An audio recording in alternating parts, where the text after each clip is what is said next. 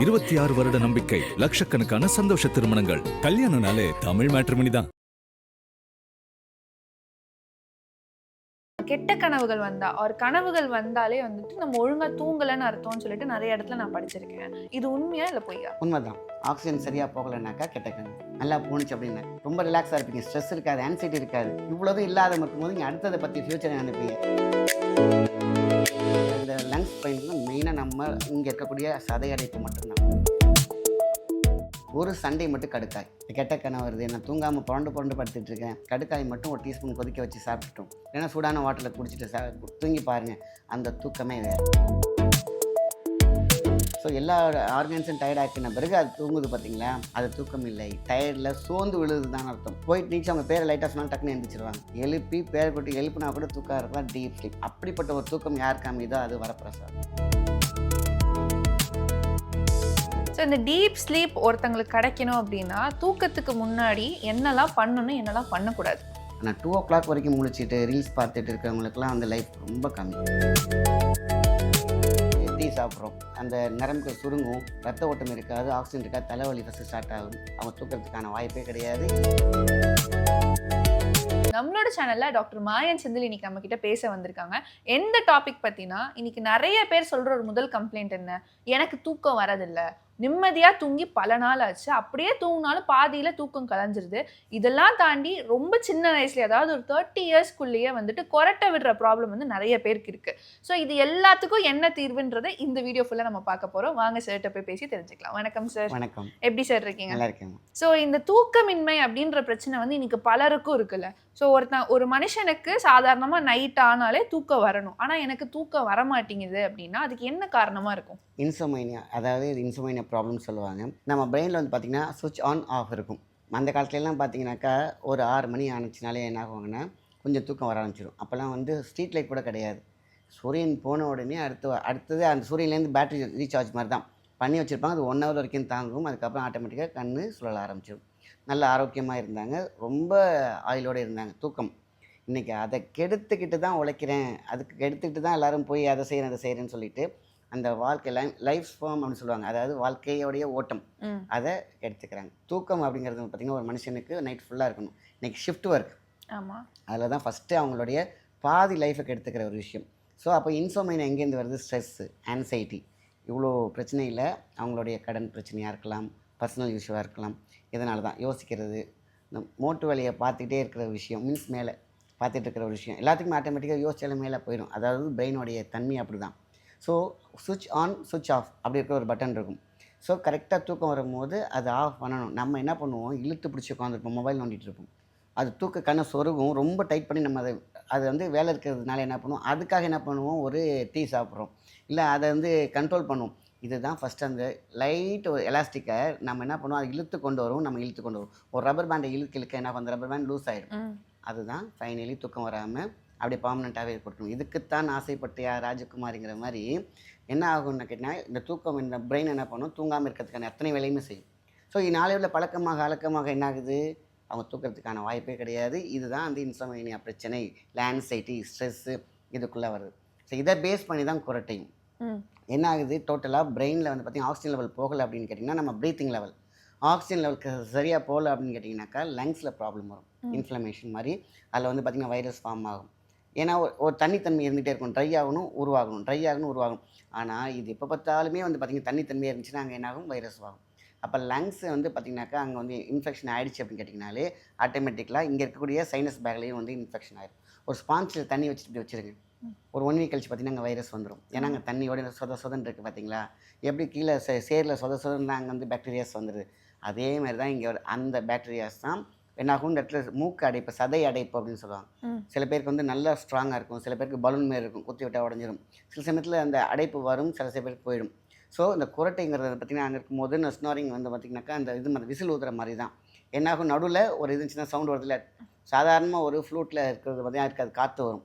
ஆனால் அதே விசிலில் ஒரு இந்த மேலே கொட்டை மாதிரி போட்டு வச்சுருப்பாங்க, அது வாப்ளிங் ஆகும்போது என்னாகும், கரன்னு ஒரு சவுண்டு வரும், அதான் விசில் சவுண்ட். அதேமாரி தான் மூக்குக்குள்ளே சதை வளர்ந்துச்சுனாக்கா இந்த ஸ்னோரிங் ஆட்டோமேட்டிக்காக வந்துடும். மூளைக்கு ஆக்சிஜன் போகாது, தூக்கமும் இருக்காது, அப்புறம் டயர்டில் தூங்குவாங்க. இன்றைக்கி 90% மக்கள் வந்து நல்லா தூங்கணுன்னு சொல்லுங்கள் இருக்காது. நான் தூங்குனேன்பாங்க, அதுக்கு பேர் தூக்கம் இல்லை, டயர்டு. நான் அடிக்கடி சொல்கிற விஷயம், அந்த காலத்துல தூங்குனாங்க, நான் போட்டு எழுப்புனாலும் எழுந்திரிக்க மாட்டாங்க. அவ்வளோ டீப், அதான் அந்த டீப் ஸ்லீப்னு சொல்கிறது.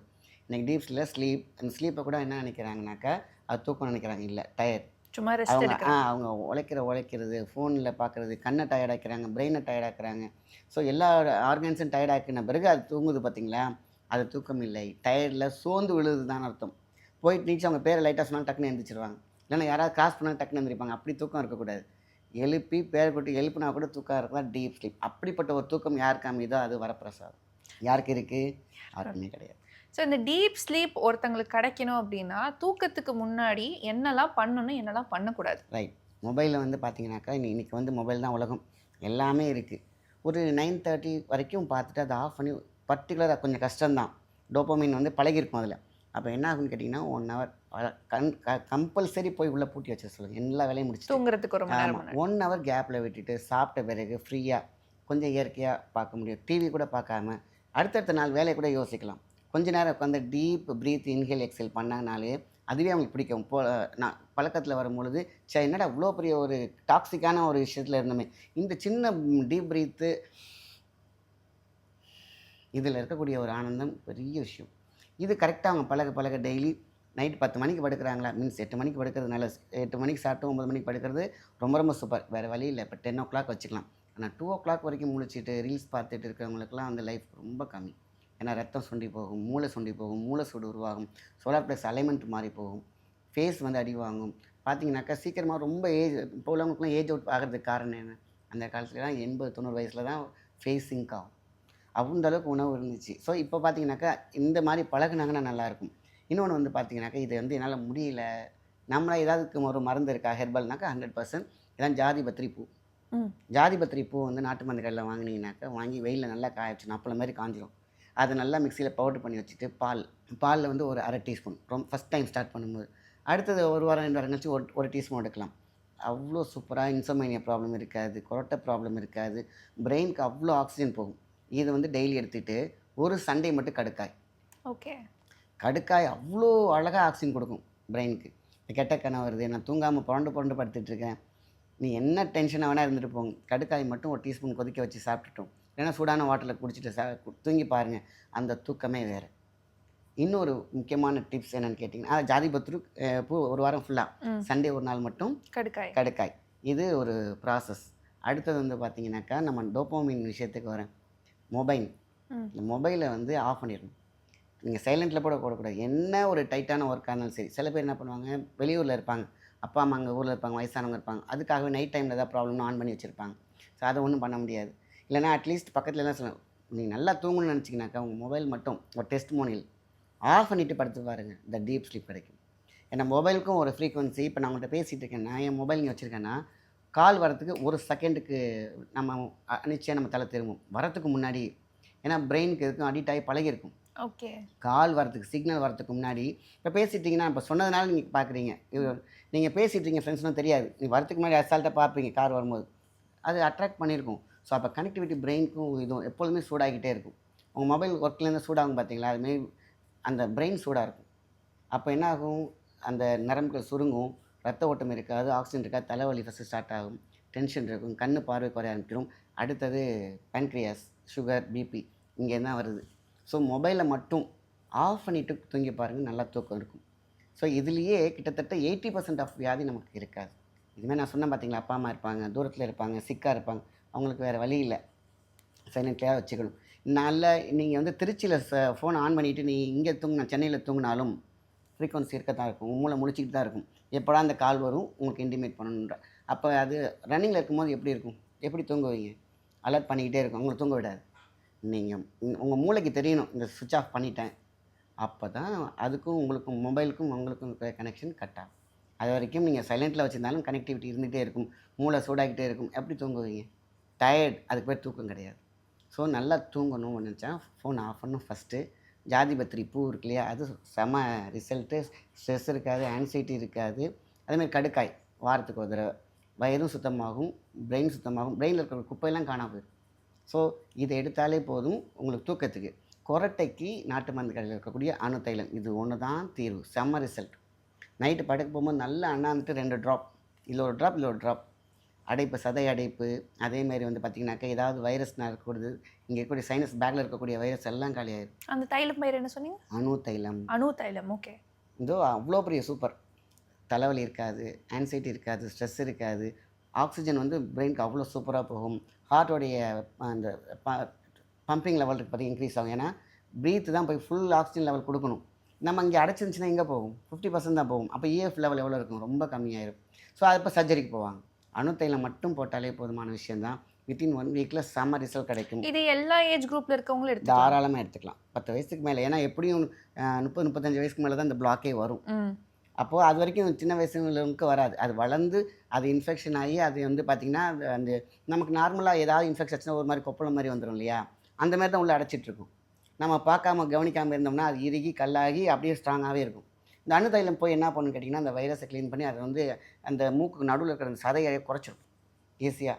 இது ஆப்ரேஷனே இல்லாமல் சூப்பரான ஒரு மெத்தட் இது. ஸோ இன்றைக்கி வந்து பார்த்திங்கன்னா ஹார்ட் பெயின் வரதுக்கான விஷயம், இந்த லங்ஸ் பெயினுக்கு மெயினாக நம்ம இங்கே இருக்கக்கூடிய சதை அடைப்பு மட்டும்தான். அதுக்கு அதை சொல்லுவாங்க இல்லையா, அந்த குடலேற்றம் தெரியாமல் 1008 மெடிசனை சாப்பிட்டு வந்தோன்னு சொல்லுவாங்க. சாதாரண ஒரு குடலேற்றம் தான், ஆனால் அவ்வளோ செலவு பண்ணியிருப்பாங்க. எல்லாம் காலையில் தட்டி விட்டுருவாங்க, சரியாயிடும். அது மாதிரி தான் இந்த மூக்கில் இருக்கக்கூடிய இந்த அடைப்பை எல்லாரும் கவனிக்கணும். அது எக்ஸ்ரேல மட்டும் தான் தெரியும் எந்த அளவுக்கு. சில பேருக்கு 50%, சில பேருக்கு 90% இந்த மாதிரி அடைப்பு இருக்கும். ஸோ அணு தைலம் தி பெஸ்ட்டு. அந்த ஆக்சிஜன் லெவல் வந்து பிரெயினுக்கும் ஹார்ட்டுக்கும் போகக்கூடிய விஷயங்களே நம்ம சுவாசிக்கிற அந்த காற்றில் தான், ஆக்சிஜனில் தான் இருக்குது. அதுவே கொஞ்சம் கொஞ்சமாக தடையிட்டு நீங்கள் பழகிருப்பீங்க. அந்த அணு தைலம் போட்டு ஒரு 10 நாள் 15 நாள் கழித்து நீங்கள் அந்த ஒரு சுவாசத்தை பார்ப்பீங்க பாருங்கள். அப்போ தான் இவ்வளோ நாள் ஏன் இவ்வளோ நமக்கு தெரியாமல் போச்சுன்னு தோணும். ஸோ கொரட்டையும் நின்றுடும். இங்கே இருக்கக்கூடிய வர்ண புள்ளிகள் எல்லாம் க்ளோஸில் இருக்கிறதெல்லாம் ஓப்பன் ஆகிடும், ஆக்சிஜன் போயிடும். ஸோ நல்ல தூக்கம் இருக்கும், கொரட்டை இருக்காது. ஸோ ஈஸியாக போயிட்டே இருக்கலாம். ஸோ இப்போ நீங்கள் வந்து டீப் ஸ்லீப் கிடைக்கிறதுக்கு என்னெல்லாம் பண்ணணும் பண்ணக்கூடாதுன்னு சொன்னீங்க. அதே மாதிரி கொரட்டையை எப்படி நம்ம தீர்க்கலான்றதுக்கு ஒரு தீர்வும் சொன்னீங்க. இந்த இடத்துல ஒரு விஷயம் சொன்னீங்களே சார், கெட்ட கனவுகள் வந்தால் ஒரு கனவுகள் வந்தாலே வந்துட்டு நம்ம ஒழுங்காக தூங்கலைன்னு அர்த்தம்னு சொல்லிட்டு நிறைய இடத்துல நான் படிச்சிருக்கேன். இது உண்மையா இல்லை பொய்யா? உண்மைதான். இந்த கெட்ட கனவு அப்படின்னாலேக்க நான் சொல்லக்கூடிய ஆக்சிஜன் போகலைன்னா என்ன ஆகும்? பிரெயின் சுருங்கம் போய் அங்கே ஒரு வெப்பம் உருவாகும். வெப்பன் வந்து வெப்பன்ஸ் மாதிரி மாறி போய் 2 இருக்குது. நம்ம சாக்கடையில் நிற்கிறதுக்கும் பூக்கடையில் நிற்கிறதுக்கும். ஸோ பூக்கடைங்கிறது வந்து ஃப்ரீயாக இருந்துச்சுனாக்கா, ஒரு நல்ல ஃப்ராக்ரன்ஸ் இருந்துச்சுனாக்கா அவ்வளோ அழகாக தூக்கம் வரும். நம்ம சாக்கடைக்குள்ள ஸ்மெல் இருக்குன்னு சொல்லுவோம் இல்லையா? காரணம் மைனஸ். இந்த மைனஸ் தாட் எல்லாம் ஒன்றா வந்து நிற்கும். ப்ளஸ் எல்லாம் காணாமல் போயிடும். ஏன்னா நம்ம நிற்கிற இடம் சாக்கடை. ஸோ நம்மளோட தாட்ஸ் எல்லாம் அப்போ எங்கே அந்த கொண்டு போகிறது ஃப்ரீனஸ் நான் ஃப்ரீனஸ் வர்றதுக்கு காரணமே பிரெயின் தான். ஸோ நீங்கள் இருக்கக்கூடிய டைவர்ஷன் வந்து டேக் டைவர்ஷன் வந்து லெஃப்டாக ரைட்டா, ப்ளஸ்ஸா மைனஸா, சாக்கடையா பூக்கடையா, இப்படி வரதுக்கு பார்த்திங்கன்னா நீங்கள் மைண்டில் அவ்வளோ ஆக்சிஜன் லெவல் போயிடுச்சுனாக்கா நீங்கள் என்ன பண்ணுவீங்க, அடுத்த லெவல் என்னென்ன பண்ணலான்னு பாசிட்டிவ்க்கு போயிடுவீங்க. இல்லைனா ஐயோ இவ்வளோ தான் நடந்திருக்கேன், இவ்வளோ கடன் இருக்கே, இவ்வளோ பிரச்சனை, இப்படி கீழே இறங்கி போவீங்க. ஸோ இது எல்லாமே பிரெயின் தீர்மானிக்கப்படுது. ஸோ அப்போ அதுக்கு தேவையான போஷாக்கு என்ன? ஆக்சிஜன். ஆக்சிஜன் சரியாக போகலைனாக்கா கெட்ட கனவு. நல்லா போணுச்சு அப்படின்னாக்கா அடுத்தடுத்ததை பற்றி திங்க் பண்ணுவோம். ஏன்னா நீங்கள் ஃப்ரீயாக இருப்பீங்க, ரொம்ப ரிலாக்ஸாக இருப்பீங்க, ஸ்ட்ரெஸ் இருக்காது, ஆன்சைட்டி இருக்காது. இவ்வளோதும் இல்லாத இருக்கும்போது நீங்கள் அடுத்ததை பற்றி ஃப்யூச்சரை நினைப்பீங்க. இவ்வளோ குப்பையும் உங்கள்கிட்ட இருந்துச்சிங்கன்னா குப்பையை நான் பற்றி யோசிக்க ஆரம்பிச்சிடுவீங்க. ஏன் நமக்கு இந்த நடந்துச்சு, ஏன் நம்ம டெவலப் ஆகலை. அப்போ படிப்படியாக நீங்கள் பழைய ஃப்யூச்சருக்கு போக மாட்டீங்க, பாஸ்ட்டுக்கு போயிட்டுருப்பீங்க. ஸோ அப்போ என்ன ஆகும்? நம்மளை ஆட்டோமேட்டிக்காக நம்மளே தராசில் வந்து மைனஸ்குள்ளே போகும். அப்போ கெட்ட கனவு வரும். ஓகே. ஸோ நம்மளுடைய அழுத்தம், உயரழுத்தம் தான் நமக்கு கெட்ட கனவு காரணம். ப்ளஸ் பாசிட்டிவாக போயிட்டு இருக்கும்போது கெட்ட கனவு வராது. நல்லது விஷயத்தை யோசிக்கும் போது டீப் ஸ்லீப் இருக்கும். அடுத்து எழுந்திரிச்ச உடனே அதை செய்யணுங்கிற தாட் இருக்கும். இங்கே அப்படி கிடையாது. எழுந்திரிச்சோடனே என்ன பண்ணலாம், அவங்க திட்டுவாங்களே, அப்படி அதை பற்றி யோசிக்க தொடங்கும். அப்போ கான்ஃபிடென்ட் லெவல் வராது, இங்கே வரும். ஸோ இதை பேஸ் பண்ணி எவ்வளோ விஷயம் இருக்குது பாருங்கள். ஆங்கிள் மைனஸா ப்ளஸ்ஸா இது நம்ம கையில் தான் இருக்குது.